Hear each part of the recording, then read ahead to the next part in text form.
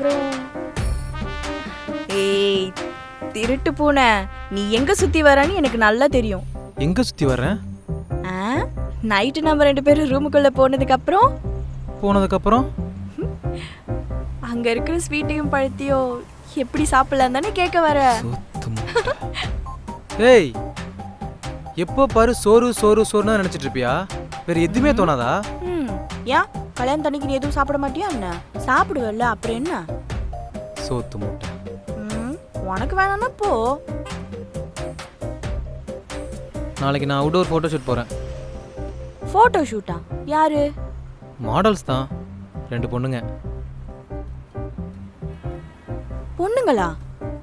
ஏன், என்னாச்சு? ஏன் என்கிட்ட சொல்லவே இல்லை? மறந்துட்டேன்.